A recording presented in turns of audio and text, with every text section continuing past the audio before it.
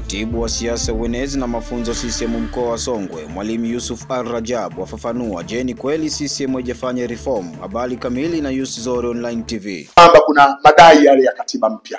Watu wanaona kwamba rais hataki katiba. Tulieleza Rais Daktari Samia Suluhu Hassan yeye ni ndiye wa kwanza kutaka hili jambo la katiba, na kama mtakumbuka wanahabari, siku ya tarehe 6 mwezi wa 5 mwaka 2023 Rais Samia aliongoza kikao cha viongozi mbalimbali wa serikali kilichohusu kuanza kwa mchakato wa katiba mpya kilichofanyika Ikulu Chamwino mkoani Dodoma.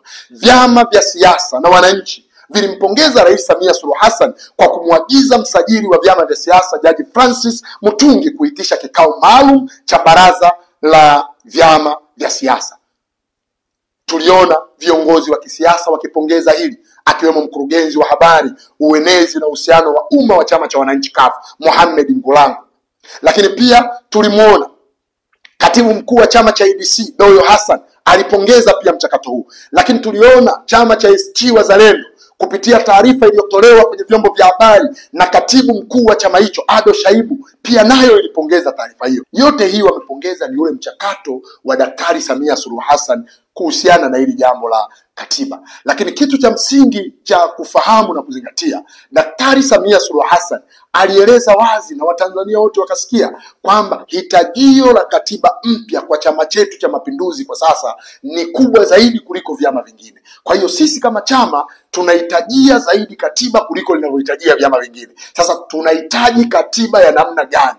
Hapo ndio penye mgogoro. Sasa hawa ndugu zetu wao muda wote wanapiga kelele kwa sababu lengo lao wanataka katiba ya kutupitisha kwenye uchaguzi. Sisi lengo letu, kwa sababu katiba inaandaliwa kwa fedha nyingi, hata ile rasimu ya katiba ya mwaka 2014 ndugu wanahabari, lazima ifikie muda tuwaambie Watanzania ukweli. Wao ndio waliopindisha ule mchakato wa ile rasimu ya katiba. Wao kama Ukawa ndio walitoka bungeni, mchakato wa katiba ukafeli, ile rasimu ya katiba. Kwa hiyo leo tunakwenda kutaka kuandaa rasimu mpya ya katiba mbali na ile 2014, kwa sababu mambo yamebadilika. Ni lazima tutengeneze katiba ambayo itakwenda kunufaisha Watanzania kwa zaidi ya miaka 50.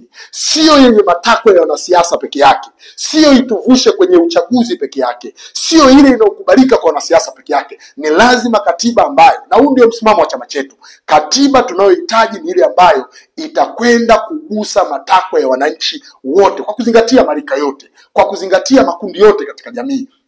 Wazee wahusishwe, vijana wahusishwe, wanawake wahusishwe, watu wenye uhitaji maalum wahusishwe, vikundi maalum vihusishwe. Manake vikundi vya bodaboda, vikundi vya madereva na mfano wa vitu kama hivyo. Wasomi watoe maoni yao, wanasiasa watoe maoni yao, viongozi wa dini watoe maoni yao. Kwa hiyo watu wote waweze kufikiwa. Wananchi wa kule Tanzania, hawa wa kwetu huku Itumpi, hawa wa kwetu kule Senzanya, waweze kufikiwa, waweze kutoa maoni yao. Lakini kwanza ni baada ya kuijua hii katiba iliyopo sasa, kisha twende kwenye katiba nyingine. Sasa hawa ndugu zetu wanalalamika, na ukiangalia ndugu yangu, ndugu zangu wanahabari na ndugu wa Tanzania kwa ujumla, tunavyozungumzia, Mheshimiwa Rais aliunda kikosi ambacho kilileta maoni 84, lakini kwenye maoni 84, maoni 64 yote yamefanyiwa kazi. Yamebaki maoni 20 peke yake. Sasa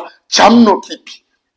Kwamba hebu angalia, ni katika juhudi za kupongeza, kwenye maoni 84, maoni 64 yote yamefanyiwa kazi. Na haya maoni 20 yaliyobaki, maoni 12 yatafanyiwa kazi taratibu, yani mchakato wake upo katika kufanyiwa kazi, na haya 8 yatafanyiwa kazi kwa kiasi cha haja, wasa na wakati utakavyopatikana. Lakini tumeona kwenye haya mabadiliko, ndugu zangu, Tume ya Taifa ya Uchaguzi, kwamba Mheshimiwa Rais Samia Suluhu Hassan hateui wajumbe wote wa tume ya uchaguzi, badala yake atapelekewa majina na kamati ya usaili wa wajumbe wa tume ya uchaguzi. Kwa hiyo hii ni hatua ya kupongeza, sio kubeza, kwani huko nyuma jambo hili halikuwepo kabisa la rais kupelekewa wajumbe wa tume kupitia kamati ya usaili. Tumeona kwenye nukta hii ya mabadiliko, Mheshimiwa Rais Samia Suluhu Hassan yuko mstari wa mbele na ni mtu wa kwanza aliyeridhia na kuwa tayari apelekewe majina kutoka kamati ya usaili. Ile nukta ya kupita bila kupingwa hakuna sasa hivi. wagombea watapigiwa kura za ndio au hapana. Hatuwezi kuacha mambo yaende shagala bagala kwamba iondoshwe hii. Inawezekana tu akaja chizi, akaja mweu, midhali kachukua fomu, basi apitishwe agombea. Hapana, kuna utaratibu, kanuni zimewekwa, sheria zimewekwa. Mtu asiyezitimiza manake anakosa vigezo vya yeye kuwa mshindani. Kwa hiyo kama atakosa vigezo vya yeye kuwa mshindani, manake kabakia mgombea mmoja, manake hakuna